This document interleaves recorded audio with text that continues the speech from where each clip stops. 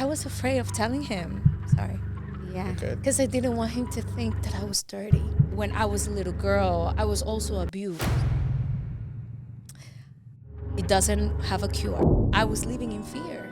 I was living in a cage without realizing. I thought I was free. I wasn't. Yeah. I don't know what it is, but I wasn't even falling in love with her. It was just with that thing that was in her. I was like, yo, there's something about that. Like that, I need something like that. Let me tell you something. It's not your fault. Yeah. It's not our fault. Hey guys, welcome back to another episode of Elevate. My name is Jessica. My name is Darwin. And today we have some very special guests with us, Maria and Chris. Hi. Hi, guys. Has been a long time. Yes, very long since we've seen each other. So thank you so much for being here. We are honored to have you guys here. It is Honored a to be pleasure. here, yeah. They might seem a little shy, but they are no strangers to be in front of the camera. No. They work with Professional actors McDonald's. right here for you. I'm super shy. McDonald's? I'm really shy. Raymer Flanagan. Nah. Okay.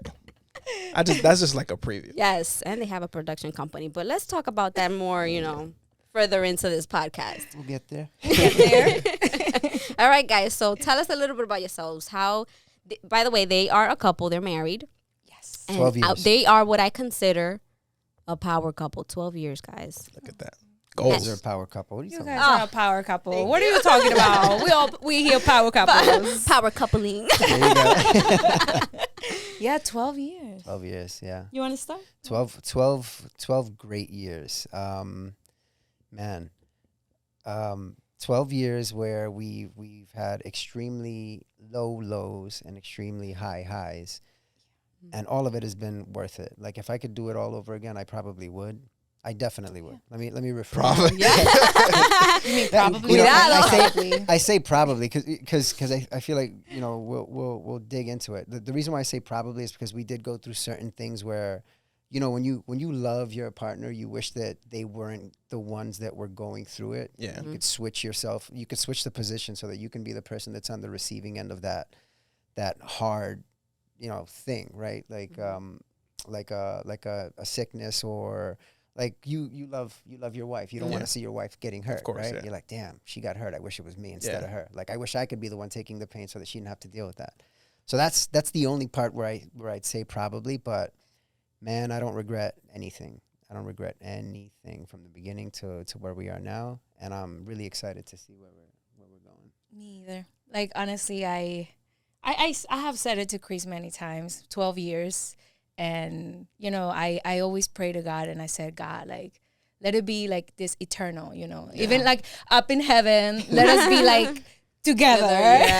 Yeah. I feel like, sometimes people can look at couples, right? They can look at us and they say, oh, they just, they click, Yeah. Right. but they don't understand that it's work. Mhm. Right.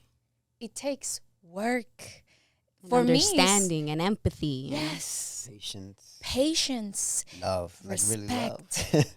And it's this thing where, okay, if you really want to be with somebody, I would say, I always would say, pray to God that that's the right one. And also that when you're looking at your partner, you need to make sure that that's the one that you are capable to suffer with. Yeah. That you could go through anything with that person. Anything. You're not just like physically attracted to that Right. person. It's Like, so it's more much than that. more than just saying, "Oh, she's beautiful." That's my Instagram That's boo. like the last thing. Yeah. Because beauty is not gonna be if you're just physically attracted to a person. That's not gonna be everlasting. Yeah. That person is not gonna be young forever. You aren't either. Like, mira, mami, yo estoy acabado. Tampoco así, no, pues. Treat yourself with love, man. Yeah, Come on. it's so much deeper, than so many things you have to keep in mind. It's not so superficial at all. The other day I was thinking, I was like, if God forbid me and Jessica was like to get divorced, I don't think I'll get married again. God forbid. I say that God all the time. forbid. I don't It's want too to much do this work. again. Are you kidding? yeah. Thank you. To start all over again? Come on. To understand somebody? Oh, por favor. Nah. Por favor. It is work. Yeah. I'd rather just like work on this 100%. Yeah. Listen, that's a good way to look at it. That's true. It's so hard out there to start from scratch. So you got to make this one work. This is the one that you got. Make it work. Yeah. That's it. And the thing is that a lot of people believe that the grass is going to be greener on the other side. And most of the time, it's really not. Grass is greener where you water it. Yep. Yes. Yes. Like, look at that fake. And can we get an applause for that? That was good. That was good. Yes, absolutely. And a lot of I feel like this generation, a lot of us, the problem that we have is that we're very quick to run, to just say, call it quits.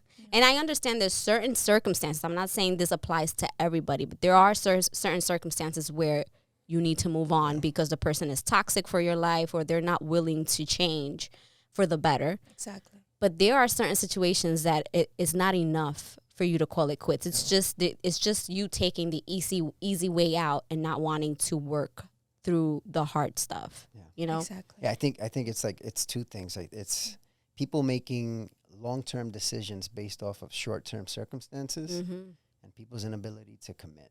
Absolutely. I feel like that's the biggest issue. Absolutely. People don't want to commit today. More and more people, like I have so many friends that still haven't found the one. Yeah. I'm 35 years old. You know, like what are you waiting for? How many good ones are you going to continue to let pass you by? And I think a lot of people have very unrealistic expectations. Right.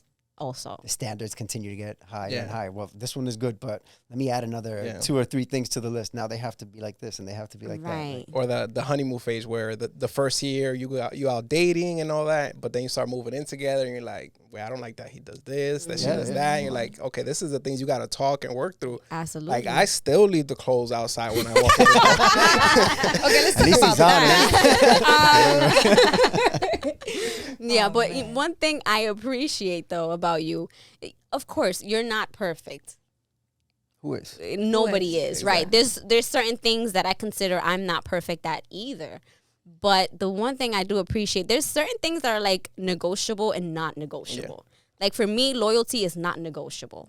But something as simple as like him leaving his clothes somewhere that I don't want them to be, like that's not something that's gonna break the deal for me. So Let's change this topic. but I do appreciate that the things that are very important to me and that I sit down and I talk with you about, you listen. Yeah. And I feel like he tries to improve those things. So that in itself, you know, like forget every other little thing that that annoys me or ticks me off sometimes, you know, because in the overall picture, he's perfect for me, even though he's not perfect. Yeah. And I'm sure you guys can relate. Are you kidding me? We're perfectly imperfect. Exactly. Right? Perfectly imperfect. It's been 12 years, and at church, right? We would go to church, and people look at us, wow, what a perfect little couple. You know, people outside, they see us, and it's like Maria said earlier. Sometimes people look at you and they're like, oh, they just click, but they don't know what goes on behind closed doors, right? We've gone to war with each other. Right. Like I said, we've had really high highs and really low lows. Yeah. Thankfully, we've never been unfaithful to each other, but we've had our issues, right? And it's all about working through them, right? Like when you love somebody, it's not enough to leave the clothes on the floor. It's not enough to, you know, we're gonna make mistakes. We're gonna make mistakes over and over again. You're gonna say you're sorry over and over again, and you're gonna have to deal with that process of forgiving the person, of working with each other. But you guys love each other, so you're willing to start over again and again and again and again in certain aspects, right? Loyalty is definitely, like for us, right? Loyalty is definitely it's a deal breaker, I think, right? I pray that we never have to deal with that, and that the people that are around us never have to deal with that. But the everyday, the nitty gritty, like we're gonna go through stuff, and she's not gonna like things. She hasn't liked things. Like, come on, we're both actors. Like your clothes. My clothes. No, I'm kidding. I'm kidding. All right, you know what? Set us up. You did set us up, but you know what? I'm gonna throw one out, right? A lot of people see me and they think I'm the neatest person in the world, and that is the furthest thing. I got an issue. I've got an issue with tissues. Oh right? boy. I've got an issue. He's the tissue man. I got an issue with the tissues. I'll go to bed with tissues just in case I've got like a runny nose or something. And then you wake up, and she finds tissues under the pillow when we're making the bed, tissues under the sheets, tissues under the bed, tissues in my pocket. She's like, "What are you doing? Why do you need something just in case?" Wait, and that's not all. So, you know, we go laundry and everything, and then you see like the washed tissue. You got to recycle. You gotta recycle. That is disgusting. That's what our son does that. Yo, I was just about to say that. That's like my son. My son does that. He rips them like into little balls and then he plays with them. So you'll see the little like. Yeah, that's even worse. Because he'll have tissues like in his hand all the time, and then all of a sudden he gets bored and it's like, tissues all over the place. But I feel like we started like, this is so beautiful because we're both couples and we're just talking about, immediately we went into like couples. It got deep. Mm-hmm. But I feel like her question was, who are we or something like that. Yeah, it's and fine. we completely skipped it. And like, so, say your name. Yeah. Hi, my name is Chris Anthony Hernandez. Okay. Okay. Look at you. Hi, my name is Maria Alejandra Hernandez. Okay. That was like a slate, right? That was like, Yeah, we're slating for the camera. we're slating for the camera. And yes, we'll be married for 12 years. Married for 12 years. We are we're both actors. We own a production company, GCM Productions. Yes. I have a day job, right, a survival job, as they call it in the entertainment industry. And it just so happens that it's a very good one. I'm a director of business development for a home care agency. Okay. I've had a slow and steady climb in that industry. It's not what I want to do for the rest of my life, but it allows me to provide for my family. And it also allows me to invest in my business. And it also allows me to help people, which is something that I'm really passionate about. So, Amazing. And in my case, where I'm an actress, I also work in the production company with my husband. I'm actually the one that handles everything when he everything. is. She handles everything. Let's just keep it at that. Yeah, I handle everything. I am a director as well, and I am also a lupus ambassador for the Lupus Foundation of America, which I'm very passionate to talk about lupus and trying to help with the living of all the warriors out there, as myself, because I also have lupus. So yeah, we do a couple of things. Yeah. A lot of hats. How did you guys meet each other? Ooh. Let's talk about that. Are you guys ready? Are you ready for this? Get the popcorn. This is the tea. All right, so I'll start this You one out start. because she's gonna go and turn this into something else. It always But you can't lie though. Listen, all right, God so- is watching. No, I'm kidding. So we both went to the same college. We were at BMCC. We were working on getting our associates in theater at the time, and we had an acting class. I think it was our acting for the stage, acting 2 with Professor Paps. Alkis Papatis, love you. Love you, Paps. So in that class, we had the class together. I was going to class, and one of my friends from the video and technology department said, "Chris, I need actors for my final." She was a senior. She's graduating. She wants to make very, very proactive and organized. She wanted to make sure that she had everything set up, had her actors. She already had the script that they were going to work on so that they could shoot their project. And she's like, "Chris, you have an acting class. Can you find actors for me? And I'll make you a lead." I was like, "Okay, fine." So I walk in, I speak to the professor. He's like, "Yeah, you can go and talk to everybody in the class and, do your thing. And then after we'll start class." She walks to the bathroom. And I go and I pass out a form. I explain what we were going to do. We were going to reenact a scene of Pulp Fiction where I'm supposed to massage the girl's foot. Like Anton Rockamora, he's massaging the boss's girl's foot, then he gets tossed off a roof, right? So By the way, I was not in the room when she he wasn't was in the room, explaining. whatever. So Okay. she leaves, and then at the end of class, I see a pretty girl, so I'm looking at her. I was like, "Hey, all right, let me go walk up to her because she's an actress, right? Let me I ask." feel like massaging your feet. That's exactly what he said. Well, I almost slapped him. No, so I see her on her way. And I was like, "Hey, did you fill out the form with your information for the film?" "What film?" "Oh, we're reenacting a film of a movie, and this is what we're gonna do. I'm the guy that's gonna come massage your foot." And then she didn't even let me finish. She goes, "I don't know what kind of girls you're used to, but I'm not that type of girl. And if you think that I'm that type, I'm gonna." Oh, wow. I was like, "All right." Yo. She's crazy. So at the time, Crazy. at the time, I used to ride my bike. I used to ride my bike from home to work, and then from work to school. And then when I was at school before class, I would always go to the gym. So I was always in sweats. And then when it started to get cold, then I started to wear nice clothes.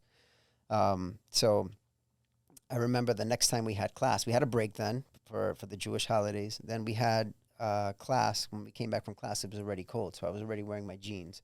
I'm wearing tight diesel jeans, a tight pink V-neck, and I had black and pink underwear. And she looks at it, Jersey she's like, Shore.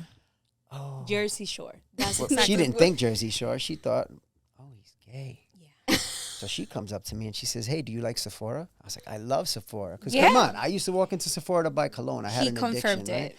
So That's she hilarious. became my bestie, right? I need to book a pause on that. All right. But yeah, you're doing an amazing job telling it fast because I usually like go into like every single The detail. But So I felt horrible that I dismissed him like that, especially the next time when I saw him and he was wearing pink and the underwear when he went down. I wasn't trying to look, okay, but it was just She was out trying to there. look. She It was was like pink and neon, and I'm like, pink shirt, She's and like, he has to be. and I'm like, oh, he's gay. Like, here I am judging him, thinking he Right. wants something from me that, Yeah. other than, I felt horrible. So that's when I went up to him. Okay. Because I was like, God, I'm sorry. Like, we should never judge people. And I judge, and I'm sorry. But she was so friendly this time, and at that point, I was Because like, I she felt really is horrible. crazy. Like, this girl really is crazy. She wants to tear my head off one day, and then a week later, she wants to be And my I had friend. to ask about Sephora because that's like a deal breaker. That was a deal breaker for me. Because Especially back then, like 12 years ago. Like we're not talking about now, like 12 years ago. That was like Yes. 14 years ago. it was really. like 14. 14. It Look was at that. 14 years ago. Because we were friends for 2 years Yeah. before we got married. Okay. And it was one of those things where I felt horrible because I don't believe in judging. I believe Yeah. that nobody's perfect. But so I got, and I'm like, oh, I'm gonna make him my bestie. So I was like, do you like Sephora? He looks at me like, yeah, I love Sephora. But with like the confusion, I'm like, I'm going to Sephora. You wanna come with me? He's like, sure, I have to pick up something. And in my head, I'm like, definitely gay. I forget what the cologne was. I remember I just wanted to pick up a cologne. I figured, hey, why not? She wants to hang out. Cool. So class starts, and then the teacher's handing out scenes, and then he's like, you know what? I think you guys should pair together and do the scene. And at that point, instead of working on the scene, like, we started to get to know each other better. We were friends. I was going through a really difficult time. I wasn't going to church. I wasn't Christian at the time. I was just my grandfather was dying of lung cancer, and at the time I was crazy. It was like the first time that I said, I'm gonna figure my life out, go to school, and just try to do things. Because I started college in 2005. Oh, This is we're talking 2007 when I met her. I must have dropped out like 4 or 5 times. 2007, wow. 2008. I don't remember correctly, and then, she was this girl who was so passionate and on fire for God, and she would talk to me. I was like, yo, how do you believe in something that you don't even see, right? Like the craziest, like you're crazy again. And then she's like, like, she was just relentless with talking to me about it. Look, you're going through stuff. I can see it. Like, maybe you should probably, go to church, or maybe seek God and see if that'll be something that'll help you out. And what a blessing. yeah, it was like God used her to bring me to her. And at the time I was reckless, man. Like, my brothers and I, my brother had a promotion company called iRock VIP. We used to throw parties for Pace University, for NYU kids. We were doing a lot of crazy stuff, right? Okay. And I just kept on dropping out. And I couldn't get it together. And after Grandpa was sick, I was like, yo, I got to figure this out because I'm about to break. Because my parents died when I was young. My mom died when I was 5. My father died when I was 15. Wow, I'm so sorry to hear that. All right. Sorry. I think it's something that's I'm okay speaking about it because it's part of who I am, right? And I can use this to show people, look, you can come from really tough circumstances and you can rise above all that, right? Agreed. So for me, my grandparents, they brought me in, and then they were there to help us, right? Like, when my mom died, Grandma from my dad's side took us in. When my father died, we were living in Puerto Rico at the time. We had to come back to New York, and the financial means weren't there from my grandmother from my father's side. So my mother's side took us in. They had a really good relationship. We would always see them on the weekend, and we would bounce back and forth. But it was difficult to see the man who brought us in when my mom wasn't there, helping to raise us while my father was still working, because he was a young guy, right? Yeah. He had 3 kids. It was tough. So they're raising us, and now to see this man waste away, it's like, what the heck am I gonna do now, right? Like, Yeah. another pillar for me It's is about difficult. to. Yeah. And here's this girl who's just like throwing light on me, and I'm like, yo, she's such a sweet girl. But me coming from the outside world, knowing how dirty and gritty and how mean life can be and how it could chew you up and spit you out. You were like, in your mind, it was like, well, it's not possible. It's Like, she's yeah, delusional. she's delusional, but she had such a beautiful spirit, and she was so relentless about it. And I would look at her and I was like, yo, I don't know what it is. But I wasn't even falling in love with her. It was just with that thing that was in her. I was like, yo, there's something about that. Like that, I need something like that. Them Sephora trips. It was. I was like, it's that. Like, I don't know what it is. But, and she was always there. And then we just started to become great friends, right? And I remember trying to help her find boyfriends, and we actually became best friends. Yeah. That's the best way. Best friends. He was my kiddo. He's my kiddo for life. But yeah, and I just go ahead, baby. I'm sorry. No, that's okay. She. I remember trying to at that point. There were really cool guys that would come talk to her. I was like, look, this guy could be a good guy for you. She was like the runaway bride, always running away from me. Actually, they used to call me the runaway bride because I never really had a relationship like like a boyfriend. Okay. And I okay, so let's get this clear. I'm not a religious type. Okay. But I do love God and I follow God. I feel like it's a relationship. Yeah. Right? Mm-hmm. Personal, it's like individual. A personal, individual, everyday relationship, not only like on a Sunday, right? It's, and so I did a pact with him when I was little. And I just remember telling him, you know what, I'm just going to wait for you to bring me the man that you want for me. And I did a pact. And it was not that somebody pushed me, because it's different, when somebody pushes you to do something and you have to be careful. It has to come from you. And, it was weird that I was like young and I thought like that. I feel like, I feel like it was meant to be that way for me. Okay. Everybody has their own journey. Yeah. And so I remember that's why that was one of the reasons that I just, and many others, I just didn't really, I was always focused on books. Okay. It was either when I came from Ecuador, because I'm originally from Ecuador, I said my focus is going to be to learn English 100%, number one, and just, be somebody, make God proud, make myself proud, make my family proud. And I was always like, he will know this. Like, I was never interested in anything but school. Your studies, my studies, school and her artistic, life. Anything that, and I even since I got here, I came here when I was 15. I was hustling, like I had to find a way, and my mom stood back in Ecuador, and I was here with my stepdad. That I am so grateful for him that that he allowed me to be with him. He was I even call him dad. That's amazing. He stepped up, and I used to teach. I became a Zumba trainer. And I used to teach by, at 16 years old. Oh, and nice. I was teaching. I love Zumba. Zumba is awesome. I love Zumba. He used to go to my classes. Time out. He used to go to my classes, and he was horrible. Did he still have the pink shirt on? No.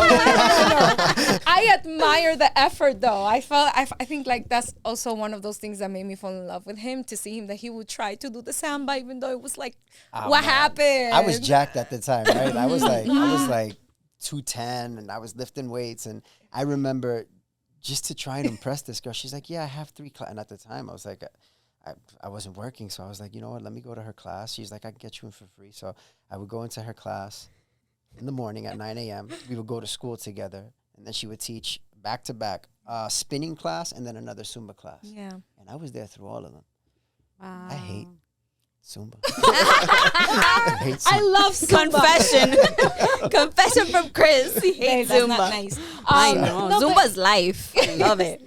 But it's and then I always loved to dance, even when I was in Ecuador. So then I auditioned, and I got into this dance company, and I also used to sing. So I was singing in the orchestra, and I was dancing. Very multi-talented. I had no time for boys. That's my point. Yeah, she was focused. You were. No, she was really focused. That was something else that I admired about her. And I always was home at a certain time, so I was never really, I couldn't go to parties or anything like that. So he used to come and be like, oh, this guy stay away from, this guy, whatever. And I'm like, I don't even know who they are. Like, I don't want to talk to them. And it was just one of those things that when I would be cool with my peers and we would talk, but as soon as I knew, as soon as I was like, oh, I like you, I would disappear. Like I away would from them. run. She would find other ways to go to classes. If she had class with them, she would drop the class or transfer to a different one. I'm like, This what are is you why doing? the runaway Like, bride. And I know that that's something. Not thinking about it, that's something. Okay, what's wrong with you, Yeah. Maria? Yeah. Right? Like Right. there's something in it that it is not okay for you to run like that. It's Like not okay. psychologically, they say that, it's like you're running from, they would say you would be running from commitment, but were you really? Or were you just so focused that you didn't want to like maybe derail from your plans? That is a one thing. Like maybe I was scared because I was so committed Okay. to, you can say, to my studies and, Yeah. and what I wanted to do, my vision, my career, right? What about people being so busy that they're being busy to avoid commitment? Exactly, but that's also a point. And I feel like, you see, for me, God is so wonderful. He showed me with Chris what I was missing and what my problem was. What would you I say that was? because okay, so for example, I believe I have learned through these 12 years of marriage that my husband is my mirror. Okay. My partner is my mirror. And sometimes without even noticing, I'm projecting on him stuff that is really going on with me. And I realized that, of course, like as my friend, I would just, not get that deep. Later on, we became best friends and we will have deep, deep conversations. And I realized that there were things that I was scared of. And one of them, it wasn't truly commitment. It was because, I guess maybe because my parents in real life, they never got to be together, Okay.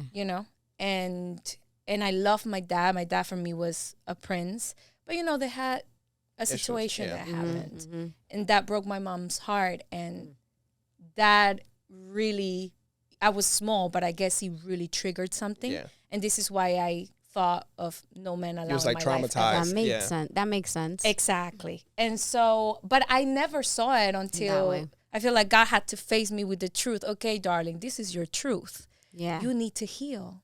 Right. And even through our marriage, I was still healing because, okay, this is a little bit deep, and I'm gonna go there because I feel like it might help somebody. Yeah, of course. I really hope it helps somebody. But when I was a little girl, I was also abused by somebody that, thank God he didn't. I know he's. Thank you, baby. So, abused and rape is some, is there's a difference, but for me the scar is there, and I didn't know how to deal with it. Okay. My dad wasn't around, and so it was very hard for me going through that, and I felt disgusted for a long time. And How old were you? I was, I think it was like around 6 or Wow. 7. So I had like like 7. Yeah, I could understand, but not really. Mm-hmm. Like, not really, right? At that age, you can remember, especially things that are traumatic. Yes. You And can, as you get older, Yeah. everything starts to fall into place. And Like, she even still if had it's- that innocence. Even if it's something that, like you were touched in a weird way or whatever, that leaves a scar. Yeah. It doesn't matter like how far the person goes, like you're still gonna remember it. Yeah, And like- as you get older, you're kind of more disgusted at the person, like Yeah. I was a kid and you still Yeah. took advantage of me. So that's why it keeps triggering, and you kind of build, how you say rencor, Like resentment. yeah. A resentment. And the thing is, I understood that the resentment that I built was, I feel like we healed each other, and we continue to heal every day each other in different areas that, I feel like God equips us in our lifetime with so many things. That's why we go through so many things in life, right?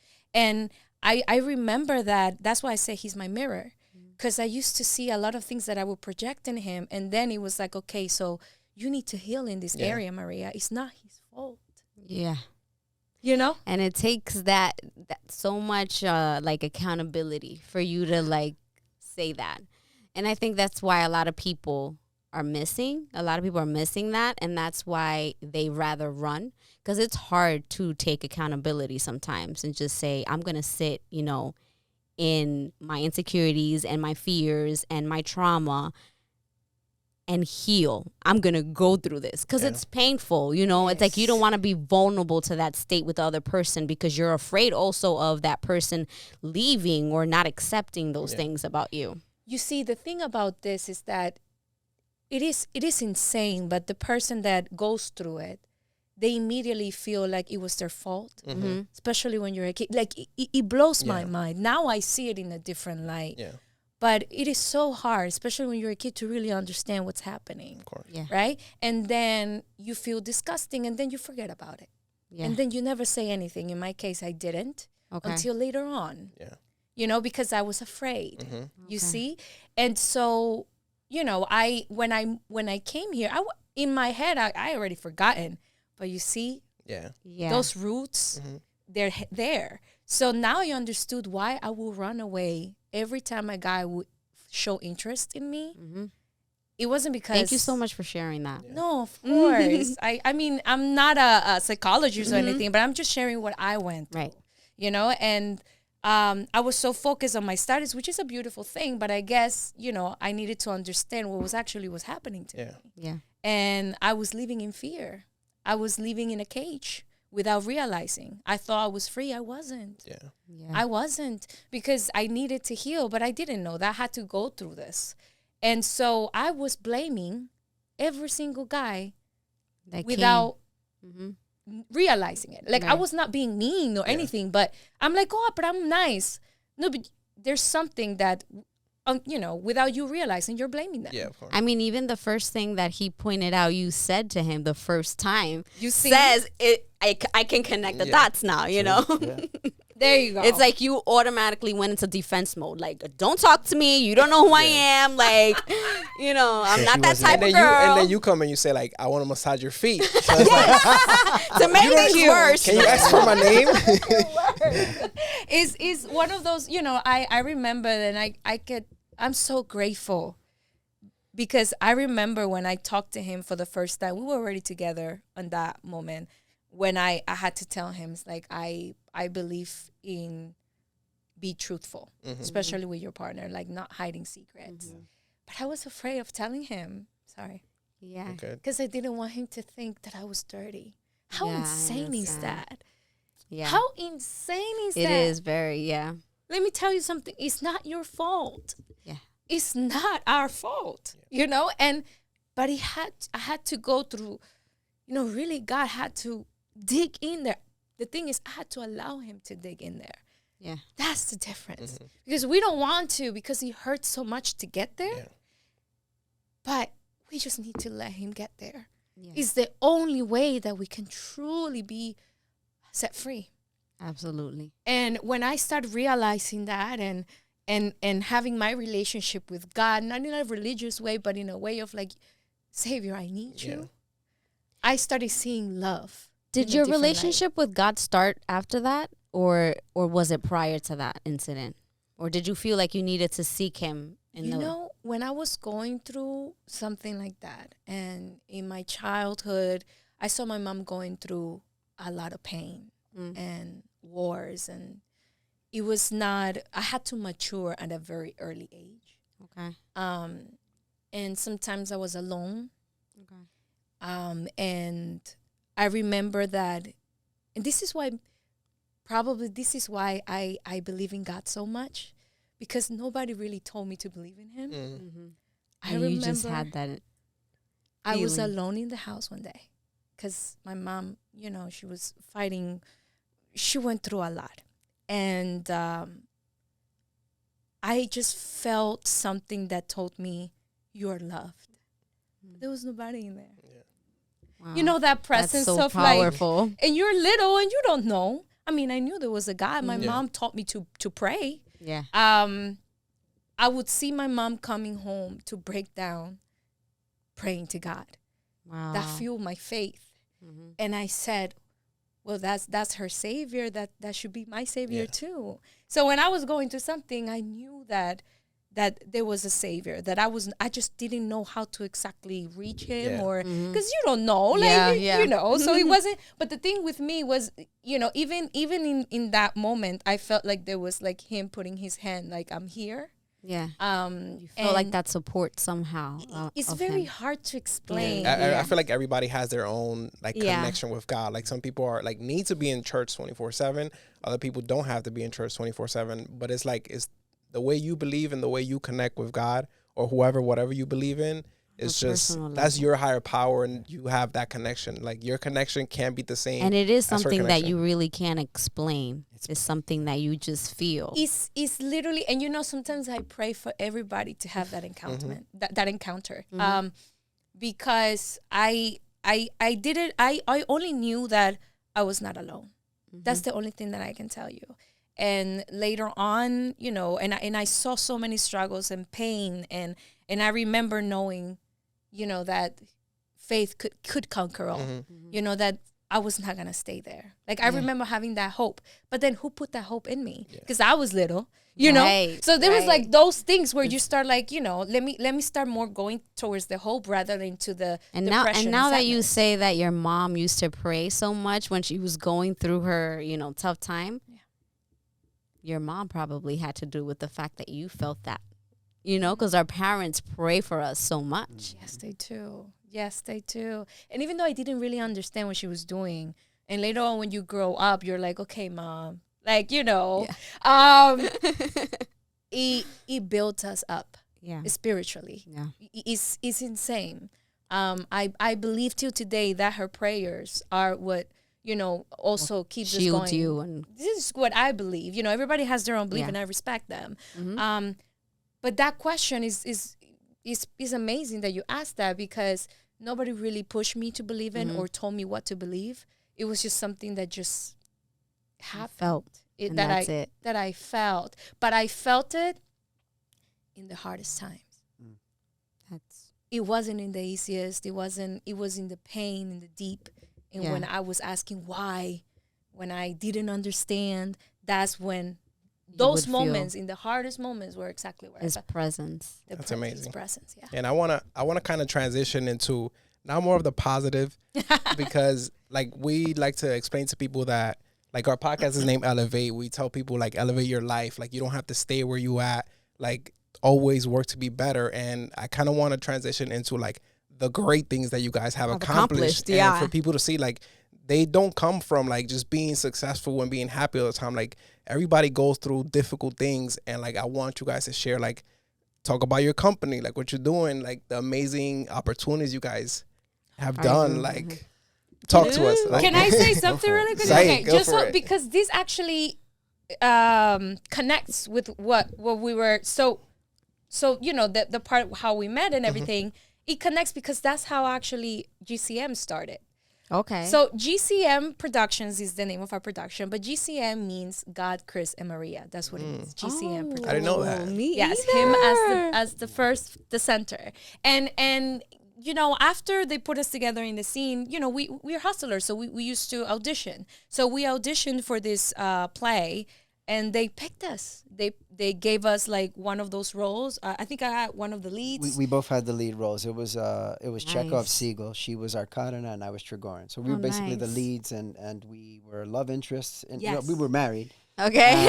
And then not married yet in the sequel. No, we were still friends too. Yes. I remember when she found out that I got the role and that we had to kiss, she goes, "Oh my God, I don't want to. What am I going to do?" And then we ended up eventually getting together as we were rehearsing. As we were rehearsing for the play, we ended, because it's many months together. So it was beautiful, because even in the beginning we were like acting. Then we auditioned for another play that it was, I got to be Celeste, the misanthrope. Oh, that was after. Like at that point we were already married. And we were already married at that point, and I had already stopped running because God had already healed that part of me, thank God. Yeah. And he had to literally show me that he was the one that he wanted for my life. And after that, we were always be in like theater. That's how we started. We started in theater. Okay. And then after that, we decided to continue. So we went to Queens College to finish up over there, and we did media. We did media studies. That's where we learned how to film and edit, and we were actually trying to both be like journalists or something. But that just wasn't. Okay. It wasn't the wave. At this point, we're Okay. already married. We ended up getting married while we were at BMCC, and then my wife gets diagnosed with lupus, which was like a whole nother negative, right? But it's like I feel like Sorry. God had to put us through the dirt, right? You're going through the dirt. We're gonna get to the lupus. I though. feel horrible because Okay, he so was the we'll come positive. back. No. But the hard part, We're gonna go back to that too. the so. hard part is like it's not hard, but the beauty of this is like from all of that, I guess chaos. You're That's- going in the dirt really deep, right? And it feels gross, right? Yes. You got your hand in the dirt, but the diamond is in the dirt. Yeah. So you got to pull it out, right? And I feel like that's where our, the blessings have come from our toughest battles. Right. Yeah. And we, facing them has helped us go through like another level. Right. So now when I see, that we're going through something, I actually see it as a blessing. And I know it sounds crazy. Blessing is just around the corner. You're like, there's something to be learned here. Yeah. Something to, Life is school. I'll tell Yeah. you straight up, life is school. Everything that you go through, it's because God has a purpose in your life, and He wants to get you ready for the next level, right? Life doesn't get easier.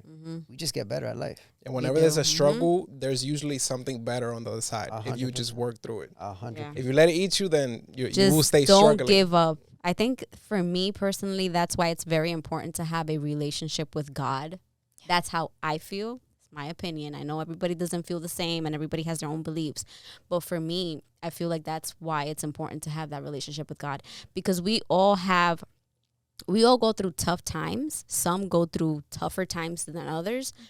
But it's when you're in that tough time where, you start getting these negative thoughts that, the future is hopeless.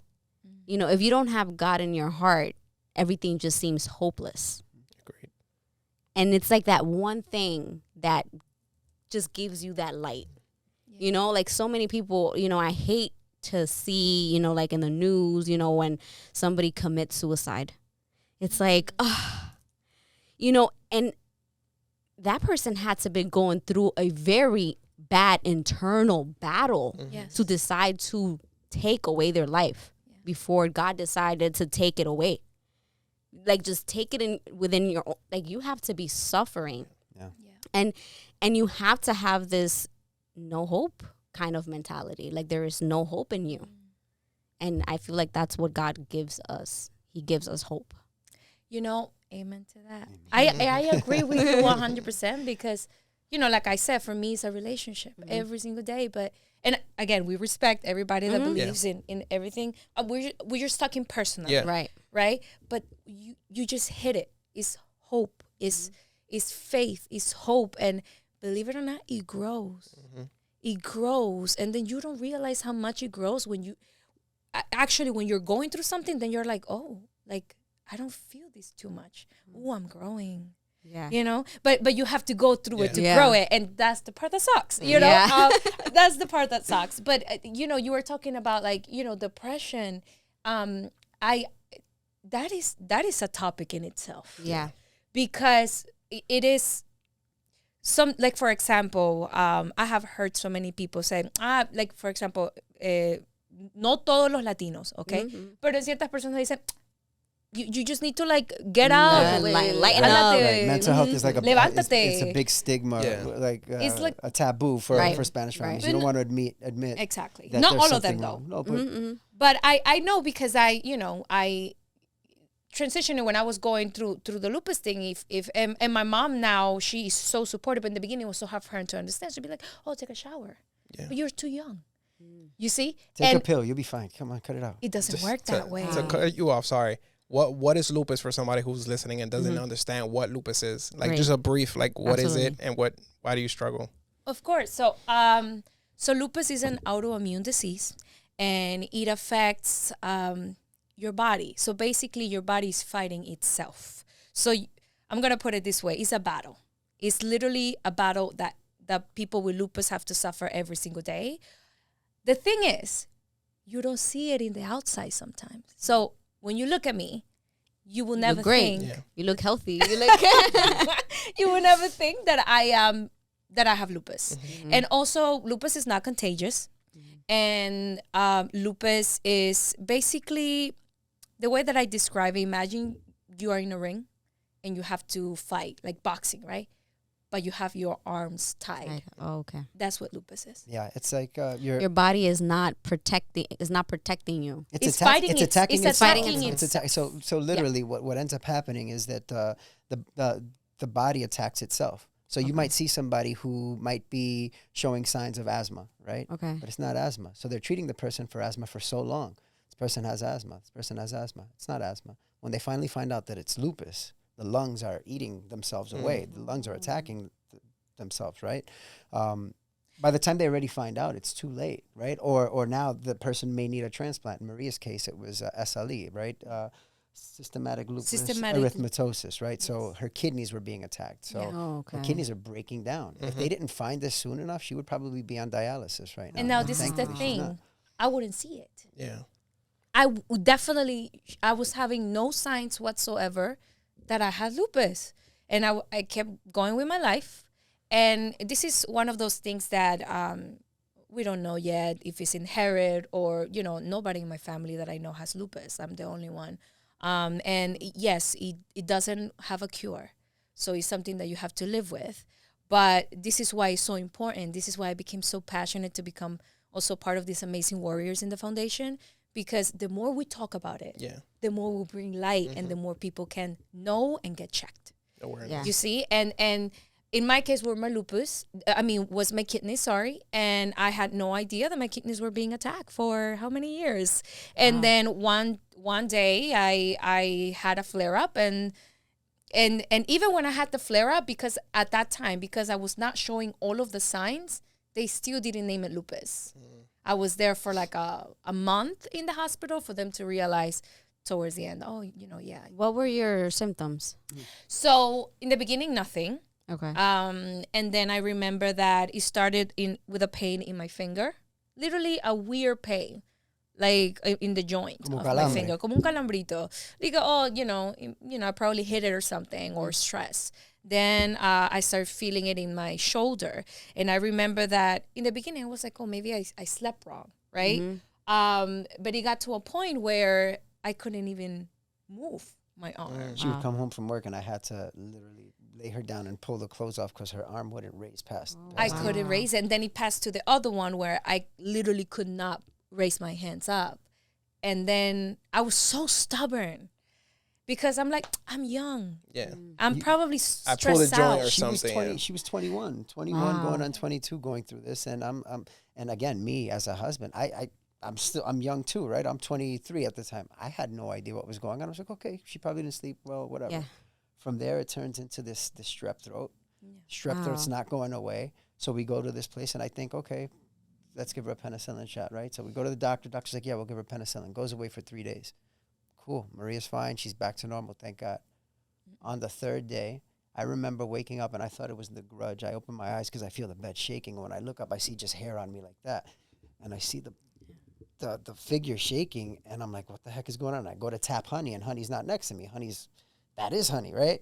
The bed is wet. I'm talking about like so soaked, right? Yeah. And when I turn on the light, it's just her stuck like this. She can't move. I was like, Honey, what's going on? She's like, I got to go to the bathroom, but I can't move. I couldn't walk. So I had to pick her up to take her to the bathroom. And when I picked her up, this girl was so hot. Like I almost dropped her. She was so hot.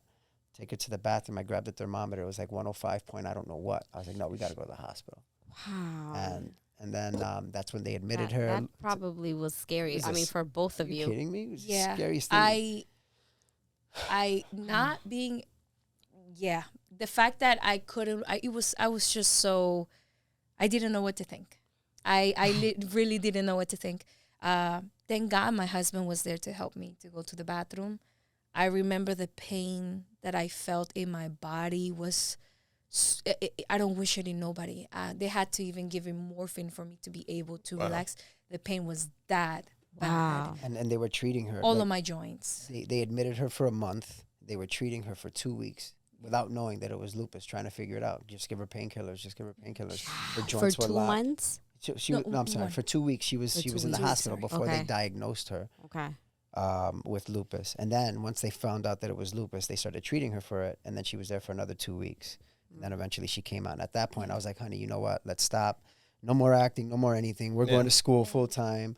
We're gonna figure it out. You go to school, I'll work, and that's what we do. But I do want to say something about this because it's important. Just like extra signs, just in case if somebody has them, or hopefully they don't. But if they know somebody that do, in the beginning they thought it was everything else because I didn't have all of the right. But while I was in the hospital, the other symptoms start coming up. So the joints, the pain in the joints, it is a sign. Also, the difference in weight and rashes in the face. The rashes in the face. They call it the butterfly effect, right? And then when I start having all of that, rashes in my face, redness, and all over my body, sores in the mouth. Like you would just get random sores. That in the too, mouth. sores in the mouth. You start losing your hair, and yes. So just in case this is all something, if you feel fatigue more than one time, please go and check yourself. Because I was, being tired and fatigue is two different things. People with lupus suffer of that too. Okay. The fatigue to a point that you can't get out of bed. Okay. And you feel like there's like this weight. And not only that, but it also affects you mentally. Yeah. And it affects you, and people think that, depression. You go through so many things, so it's not just a one thing. It is, and it varies, and this is why it's so difficult also to find a cure, I think, because it varies from person. Not every single person with lupus have the same symptoms and go through the same thing. So I passed the flare-up portion. So, he used to help me walk again, little by little. But I still get treated. So now I can walk, I work out. But it took me a time. Like, you really have to be patient, have a lot of patience and grace and be merciful with yourself. Because it wasn't that the next day I was what you see now. Yeah. It took me years for me to be able to get back to where I am right now. So that they could actually know exactly what to treat with you. Yes. And it's like a cocktail. They need to, at that point now more medication is coming, but at that point it's like figuring out what medication is gonna match with your body. And in my case, I was drinking like 10 a day. And just to balance the lupus and making sure it doesn't affect my kidneys, also going through biopsies. So it was like a whole thing. And we were recently married. It was literally like that part. That part is key, guys. We got married, and then it was about a year into it, right? We got married. Our families didn't want us to get married, so her family wasn't talking to her. My family wasn't talking to me. We were all alone. We were dealing with it alone. I wasn't working. Depressing people, man. No, but there's it gets there's better. It really does. I promise. It was rough, but it was literally like I wasn't working, and then she was, and then I start working, and she gets sick, right? We literally lived through sickness and health, for richer, for poorer, immediately, right? Like immediately. Yes. And I remember this girl taking pills and gaining weight and losing hair. When I say gaining weight, guys, I was triple. She gained weight. She looked like a little hamster. She had a little. Oh my God. No, it's okay. No, she did. Like she had like this hamster effect. She was taking steroids. Her cheeks got really big. She started losing hair. I started gaining hair in different weird areas because I was taking steroids. Right. So she looked at me, and so I remember her saying, "We just got married. You married somebody healthy. You have a now. Just go." I gave him a now. And I said, "Are you kidding me? Yeah, you didn't leave me when we had nothing, when I wasn't working, and I'm gonna leave you now? No, absolutely not." And we went through it. And another thing that was very deep is that's very admirable, Chris. I know. It's my best friend, though. This is my best friend. I cannot. It's crazy because when I pray to God so this is the thing. Since I was like, I always pray for like a husband. I never pray for a boyfriend. I'm not saying that it's bad. Like you can pray whatever you want. Yeah. But that was my experience because, and I remember like long time ago in my prayer, I used to say to God, like, sometimes you don't know what you ask him. So make sure you know what you're asking him. I used to be like, God, somebody that can be with me through sick and health, and imagine.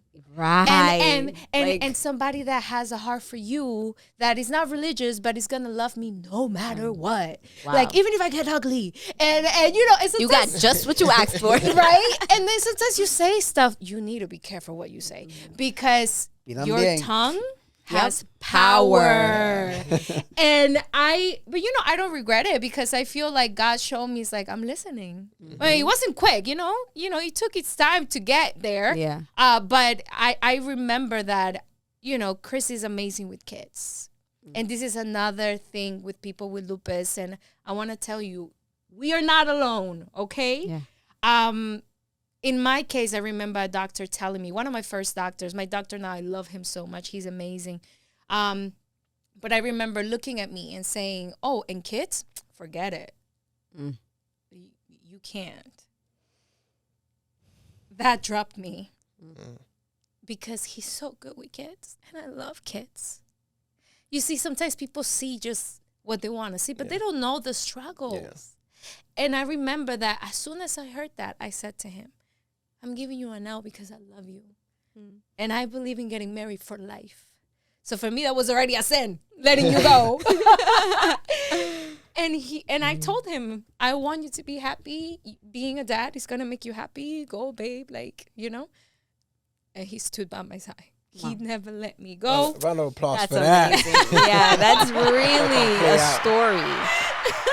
That is really a story and a testament to, he married her and he committed and he was thrown to the fire for literally within months of you guys being married? I would say it was like having a baby. Like we got married and 9 months into it, bam. 9 months into it. Here's your baby. Yeah. Here's your baby.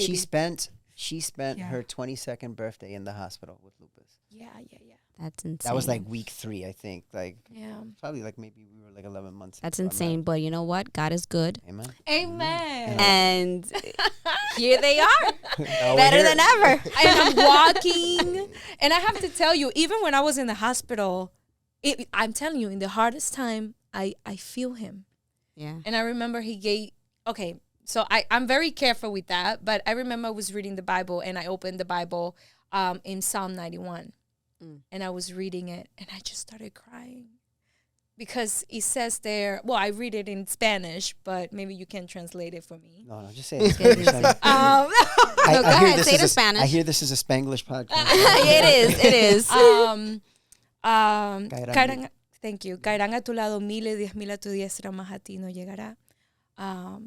And I took that as him telling me, you're going to be okay. But you're going to come up. I'm going to put you up. Just make sure that, you stay with faith. You believe I'm here. And I, and somebody said, en el Salmo 23 dice, I'm trying to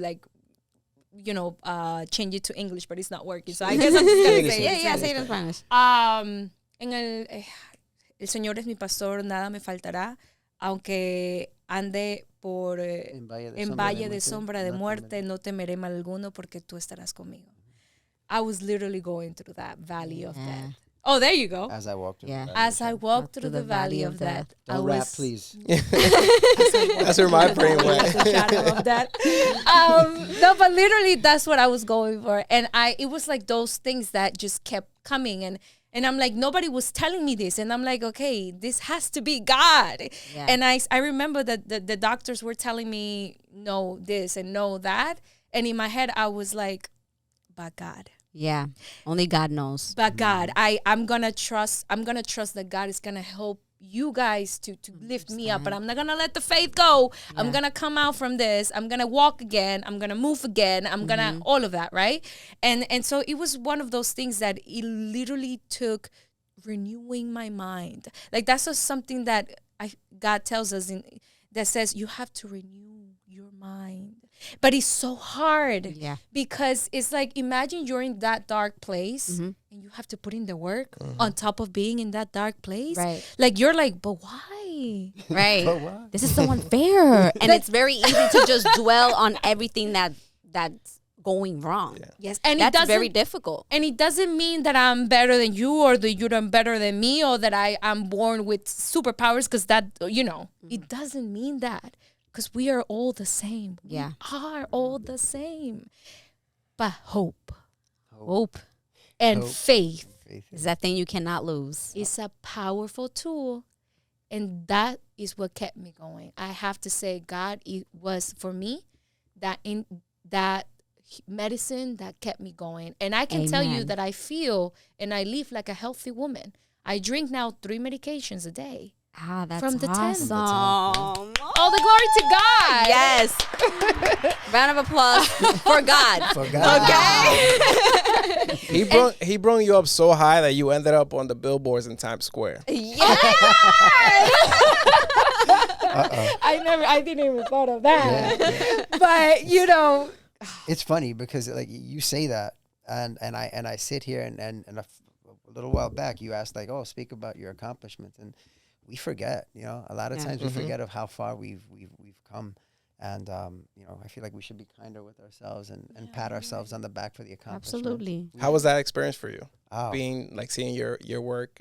I honestly, I never thought that would be possible, and you know, it just shows that if you work hard and you have hope that what you're doing is actually going to get you somewhere, and you're relentless, no matter what the obstacles that are put before you are. Like, it's like a GPS, right? You have that goal in mind. No matter how much traffic or how many detours there are going to be, if you work hard and you keep on moving forward, you're going to get there. You know what's funny? That I think we was both published in Times Square in the same year. Really? Yeah, if I'm not mistaken, because my work was published in Times Square too. What was it, 2021? It was 2021. You guys did it, right? No, yeah, it was last year. For us, I think it was 20. It was just before the pandemic. Just before the pandemic, I think. Actually, no, during the lies. pandemic. Lies. It was during the pandemic, baby. Like late. 2020. Yeah. 2020, Yeah. 2021. You're right. Oh. Yeah, it was about around that time. Congratulations, Yeah. Likewise. guys. But you see, we never expected. We didn't, and it's funny. It was one of those things where we had a project. It was a tough project. We did the project. I don't want to get into it because I don't want to say the wrong things. But we were blessed with having a group of people that Maria was teaching, and we were able to utilize them. It was their first project, no acting experience at all. It was our first project. I think I had an A7 III. I had just upgraded, right, from a Sony A6000 to the A7 III, and I was like, oh, you know, we're gonna make a movie. I had no idea what the heck I was doing. I had a tripod and a camera, and I was like, you know what? Things were supposed to go a certain way. They didn't go that way. I'm gonna film this movie. I had no idea what the heck I was doing. Let me tell you, but we did it, and we ended up submitting it to a film festival. And we won Best Director at the film festival. Yes. For a bunch That's what of I'm talking about. bunch of kids that had no acting experience at all. It was their first time, and I think they all did a tremendous job. Yes. Wow. And So then proud. it was a blessing that the film festival director's like, oh, I want you guys to come meet me in Times Square. I'm thinking, okay, we're gonna have a cup of coffee and talk about the next film festival or something. And we're standing there, and bam, there's our name. I'm like, Wow. oh no, Yeah. this I did cried. not happen. Yeah. No. I'm a crier. It's funny because they I am posted the too. billboard. They posted the billboard, and I didn't even think about this. They posted the billboard on the building. It was 3 Times Square, Thomson Reuters. That was the building that I was working in when she was diagnosed with lupus, and I was still going to work, going to the hospital, getting out, going straight back to work. It was like literally the craziest thing. And I remember getting that. I was like, wow. What a Now that I think about coincidence, it, right? it's crazy. Everything comes full circle. I feel. Yeah. You know? It comes full circle, and that's how GCM actually started because of that film. Yeah, we decided to start our own LLC because we're like, you know what?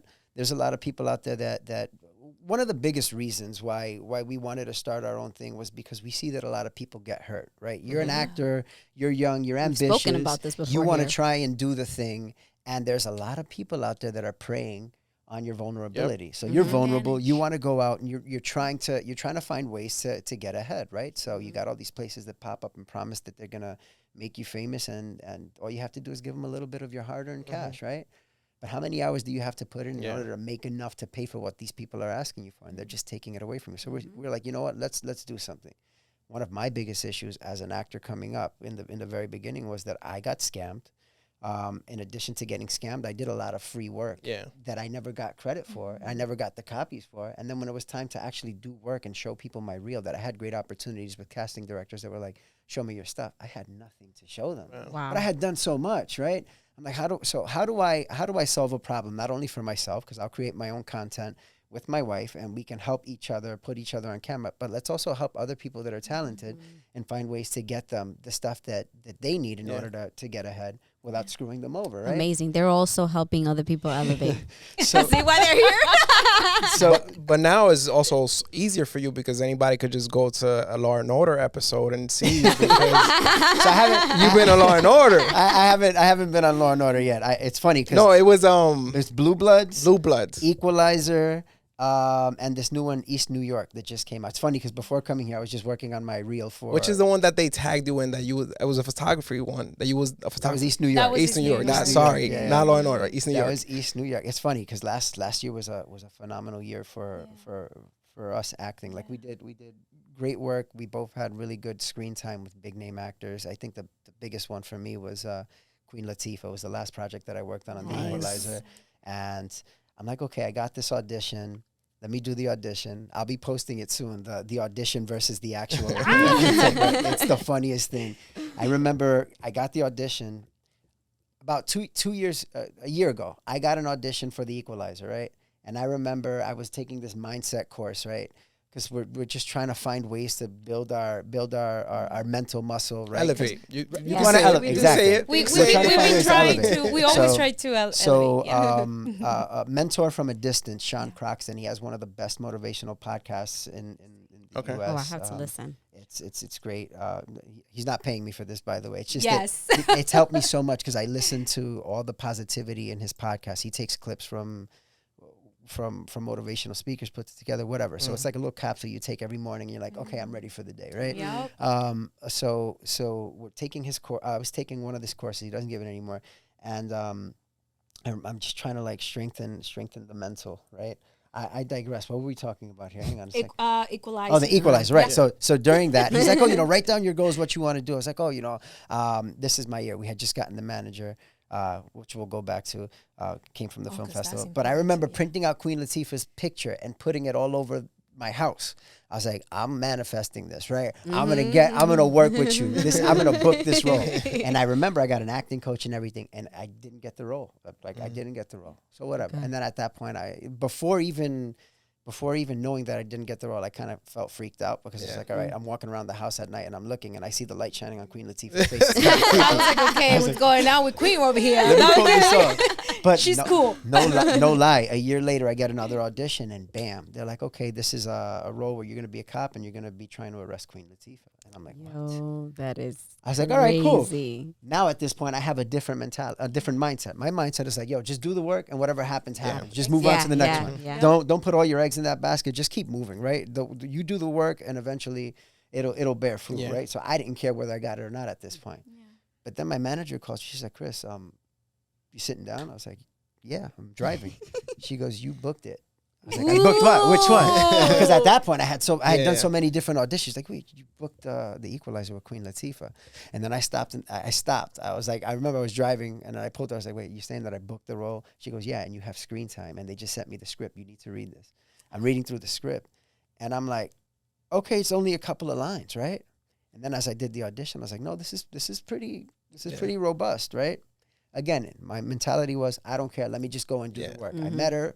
Awesome gal. She's super, super cool. Very down to earth. We did the project. It was great. And I remember thinking, I don't think it's going to come out good. I don't know why, but something just told me that it wasn't going to come out good. And when they released the episode, I have so many lines. It's literally her, Chris, her, Chris, her, Chris. And, Oh my God. and I feel like just having that is going to propel me. Yeah, So, of course. Absolutely. like once I start sending that part of my demo reel to people, to the casting directors, like, okay, this person's worked. He has the chops to work with the big one, so let's give him better work. Because that's what it's all about, right? Yep. Oh, elevating, right? Every day, be better than what you were yesterday. Yes. Just move one step 1% higher better up every the day. ladder, right? And don't expect nobody to give you anything because No. Nobody's handing out envelopes. You No. gotta do the work. It's not going to happen. it's not gonna happen. You sit there and you think like that, you're just going to stay stuck. And you know something sometimes, and when you think you're done, that's when God shows up. Yep. Because that's what happens with us. You know, we were going through this whole thing, right? We were and gonna then quit. I quit. He actually quit because he was taking care of me. Yeah. And I quit because I changed so much. And I was going through so much that I said, I'm no longer an actress. I can't do this no more. And so I started working in an, office job, which was such a blessing because for 5 years I was in an office, and it was great, but that wasn't my passion. And I gave up my passion. I said because of lupus. And then that this opportunity happened with our first film that is called Tu Amigo, that we won Best Director. They did an interview. Guess who was watching that interview? A manager, and for actors. And we were telling our story. We told them the whole lupus story, how we stopped acting for 10 years, Yes. and how we came to do the project. And even when we started GCM Productions, we didn't start GCM Productions as actors. We started GCM Productions as I'm gonna be behind the camera. Yeah. Like I'm gonna be we were just done at I'm that directing. point. We're like, I'm not acting Got it. anymore. This Like is- who wants to see a person and Yeah. like he was just like, no, we're just gonna be behind the camera, people. We'll produce projects, we'll create content, And that's we'll, it. Whatever. We'll give other people opportunities. You found that was the way for you to be in it Right. without being in front, but still like kind of involved with that passion. But just when I thought I was out, they Pull me back in. But God, right? And God was like, nope, we're not done with yeah, you. yeah. Show up and show off. So we had I remember it was the Mott Haven Film Festival. That's where we won Best Director. Before even having the festival, this is as we were building towards it.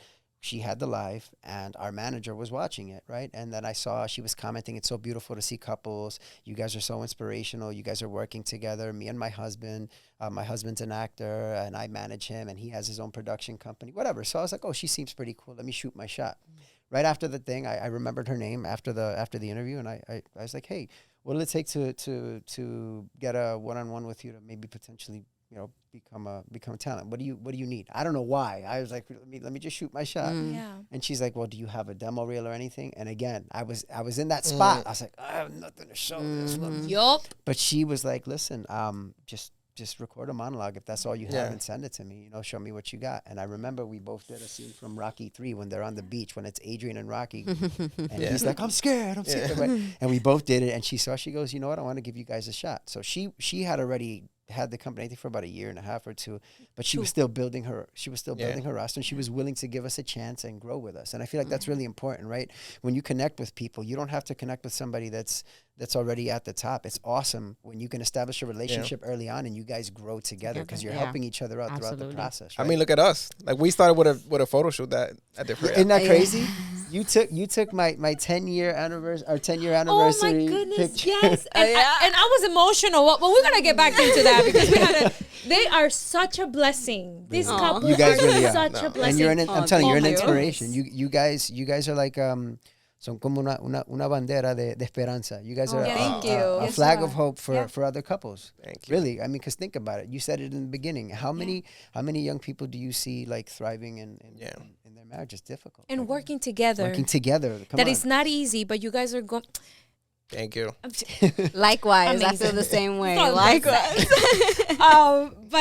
But I want to give a shout out to our manager, Kat Arcos. We Arcos love management, you. yes. Thank Shout out to you. Yeah, none of this. A lot. Well, God first. Yeah. But it's incredible because we did the we sent her our materials and she gave us a shot and we've been growing together and she's like a Christ-centered manager. She's kingdom minded. Wow. And it's like that's everybody on the awesome. roster it's a beautiful thing, and it's just the way he does things. Yeah. And through her, it was during the pandemic actually. We had I remember we had our film and we showed it on YouTube. We had the premiere on YouTube. We didn't care. We're like, whatever. We just got to put it out there so that people could see it. We're not going to be able to have it in a theater, whatever.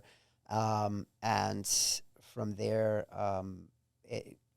we booked Kat. We landed Kat with Kat Arcos. She signed us. And from there, because of the pandemic, they were looking for people that were in bubbles together to work together. So they were getting a lot of auditions for couples, but they couldn't have people that were real couples that were in two different places because of COVID restrictions. And we were a married couple, we're And actors. we're okay looking, and they're like, all right, let's You cute. let's see what these guys have. What And then we about- started to audition. And I'm telling you, I have worked my butt off to become a SAG-AFTRA member since before SAG-AFTRA was SAG-AFTRA. It was just SAG, right? And it was just never a thing that happened for me, right? And I'm talking about within months of signing with Kat, we do a commercial for McDonald's together. I'm talking about the product was a burger. That had like 10 seconds of screen time, and then we each had 5 seconds that was divided by 2. So we had 2.5 seconds of screen time, and then everything else was the burger. It doesn't But matter. still, that's a huge in your portfolio. Like, But it was huge, and it was a SAG after contract. So we became SAG eligible. So I didn't join SAG, but it was like, wow, I waited over 14 years that I've been acting to get this, and now it's finally here. Now what do I do with this, right? Oh my God. So you know, exciting. more opportunities opened up with that. Started to book better roles. Another SAG after role came. I think it was Blue Bloods. That's the one with the little girl. I was gonna punch the guy in the face.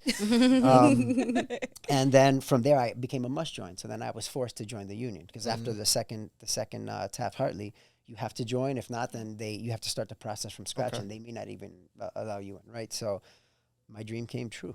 You know, That's my dream amazing. came true because I shot my shot. You know, like I feel like a lot of people are afraid to ask. Yeah. And the worst thing that could happen is they say no. And if somebody Right. says no when you ask them for something, you don't lose anything. Yeah. Nope. Right? Yep. You But- lose a lot if you don't shoot the shot, though. The what if, living with that regret. Ooh. Come on. And even if they say no, at least now they know that you're interested. So if an opportunity comes across, they're like, oh, wait a minute, this person might fit this role because they asked me before.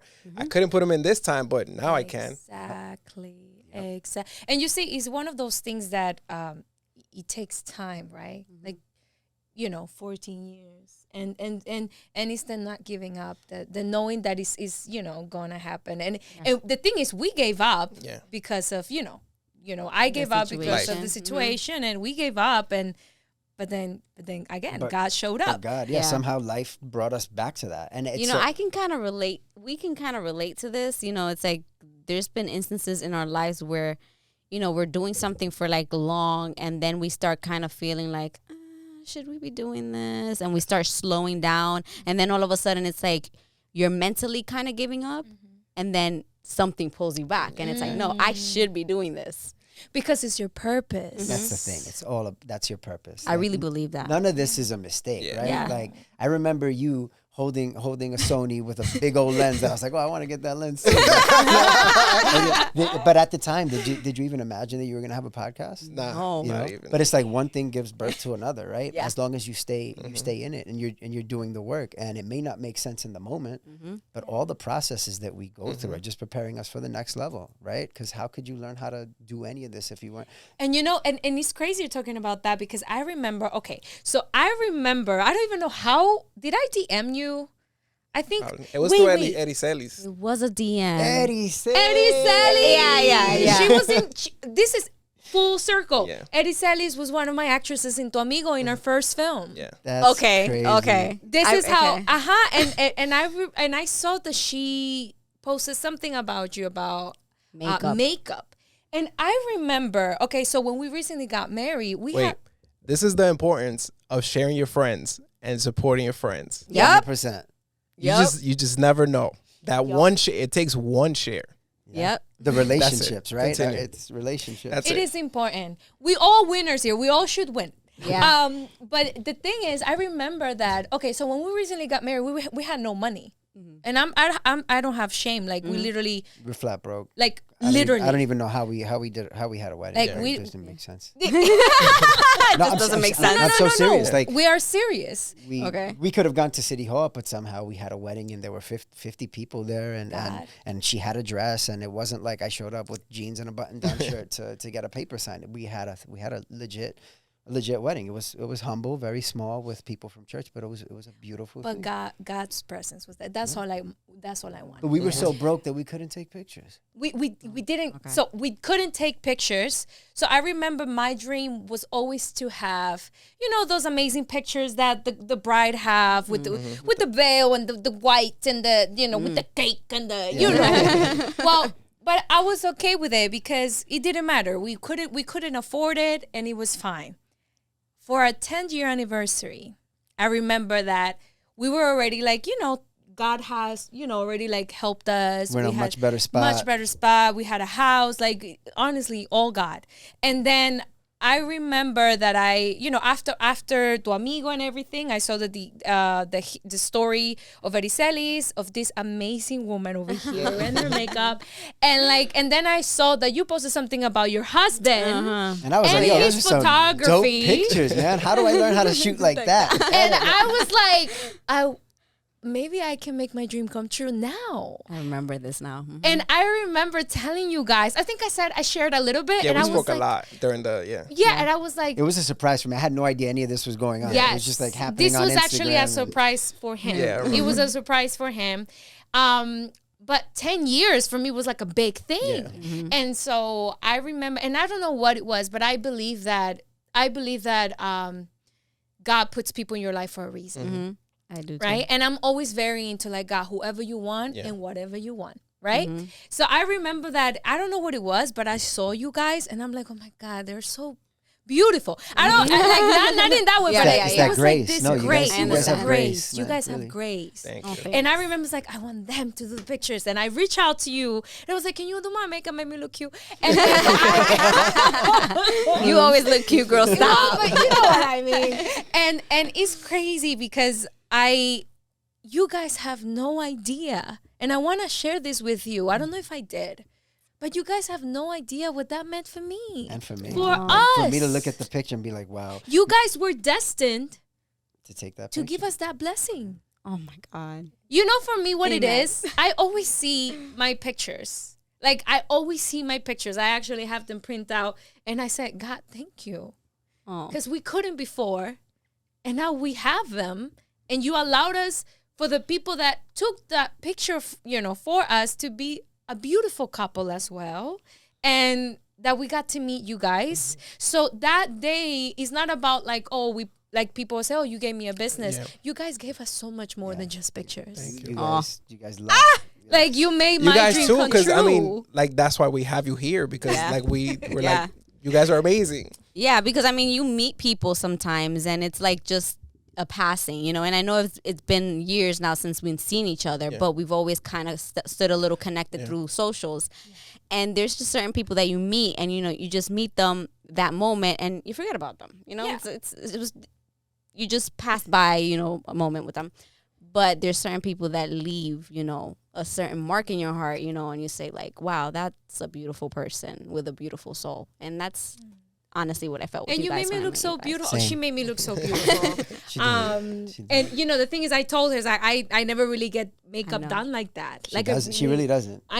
She's very simple. I do my own makeup. I feel like I'm getting better. She gave me some tips. that day she gave me some tips. But it's beautiful when and this is why you have to be careful who you work with in things, right? In our production, we're very careful with that. We always just put it in God's hands. I don't care how much money we stand to make. If it doesn't feel right, and if I don't mesh right with the person, there's no chemistry there.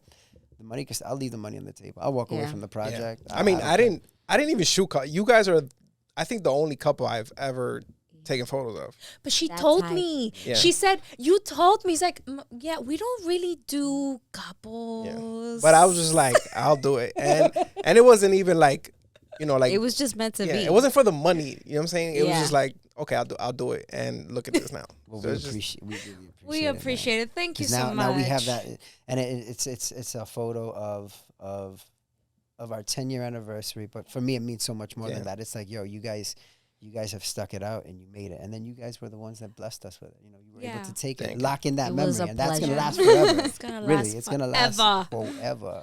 And even when we were shooting, I remember that something happened where there was a violinist. Yes. Oh my goodness! Right, somebody was playing the cello in a tunnel. Like, Yeah. what are the odds? Yes. It was like an old lady just like there. She was playing Bach, right? She was like playing She was Bach. playing one of our favorite songs as Yes. well. Because we in college, when we were together in college, we were forced to memorize a bunch of different classical songs because And it was the college, most romantic thing It was the cutest to have happened that while we were doing that photo shoot. It was just so ideal. And I'm an introvert, and I went up to her. I was like, Yeah, I you saw her, did. and I was like. He was like, we gotta get this. I need to take a picture with you there playing, and it just made sense. Like it connected, and yeah. Amazing. But God's showing up again, right? Oh my God. You see when you think it's over, he's not. It's like a cold day too, like, right? It was cold. Yeah, it was cold. It was a little cold. It was a little cold. Like for her to chilly. just be there, just playing. It was. Yeah. It was a little warm. Well, whatever. It was like November. It was it was December. We ended up taking them because our anniversary was November 27th, and then it was cold. It was cold. It was November. But one of the things this is why you never know what you do for people. Because during that time that I was going to take the pictures, so the thing with lupus is sometimes you wake up like inflamada. How do you say it? Swollen. Yeah. Thank you. You wake up a little swollen. Sometimes you're less swollen. That day, I was a bit swollen, and I felt ugly. You know, because you're as a woman, you feel like, oh, whatever. And I was like, oh, I didn't want to be swollen for the pictures, right?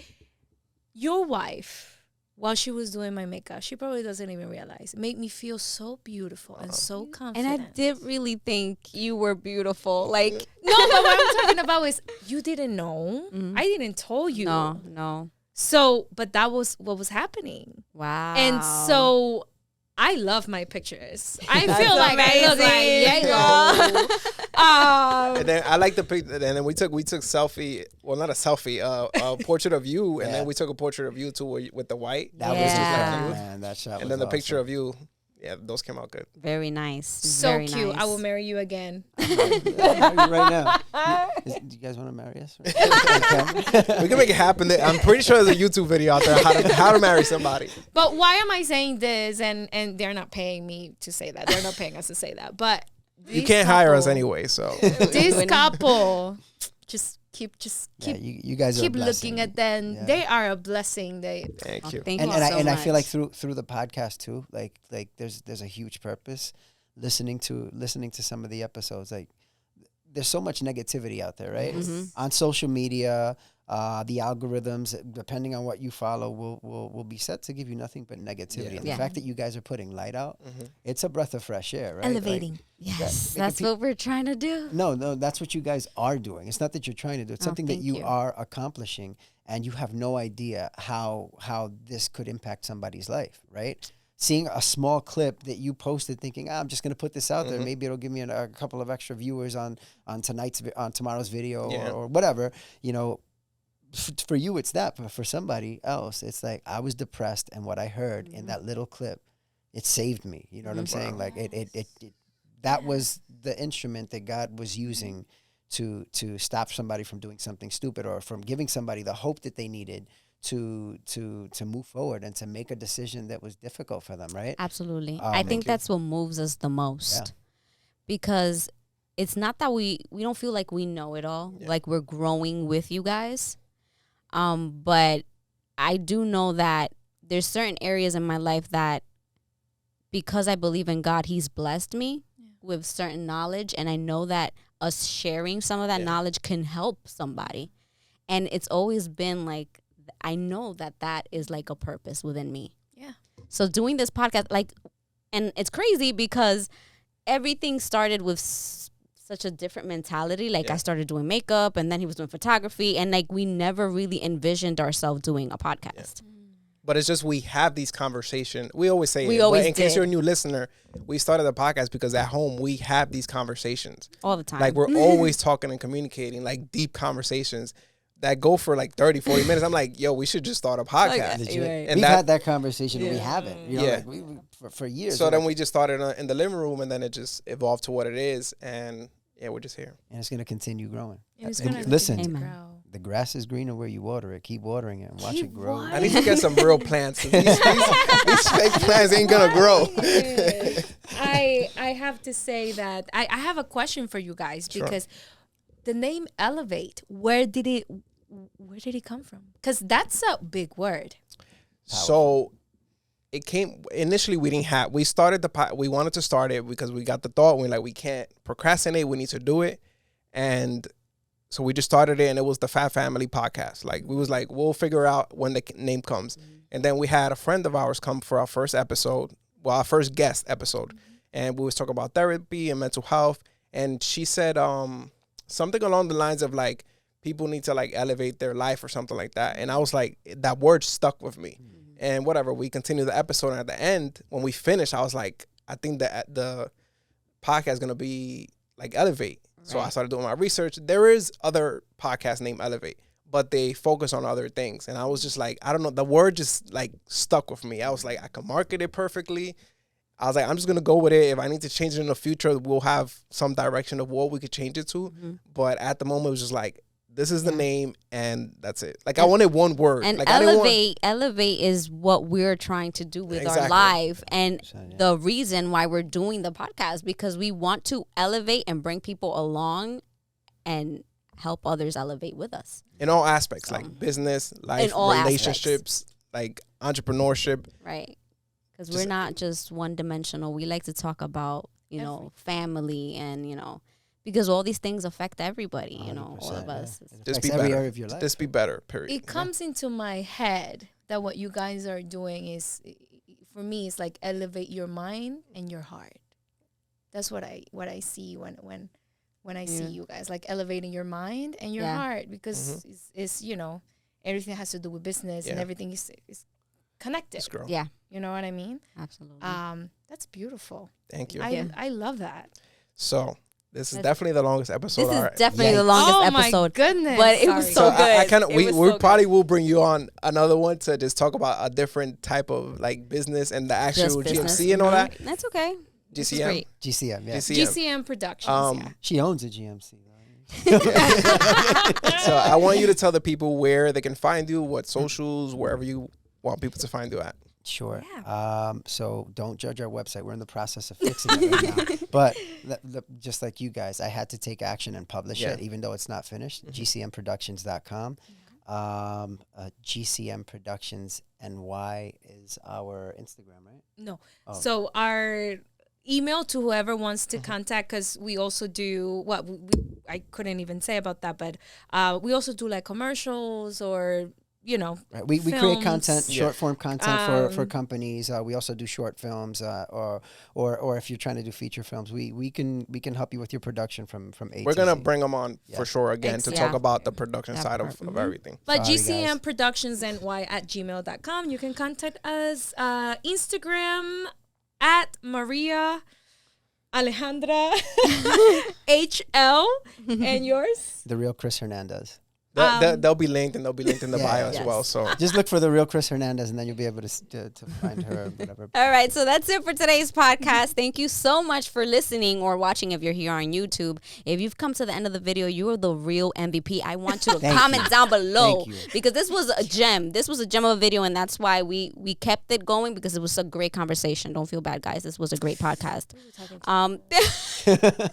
So thank you so much for being here. Don't forget to leave your comments down below if you're here on YouTube. If you're on Spotify, Google Podcast, Apple Podcasts, don't forget to leave your reviews. Hit that like button. Don't forget to subscribe. Hit the bell so you'll be notified every time we post a video. And until next time. Peace. Thank you.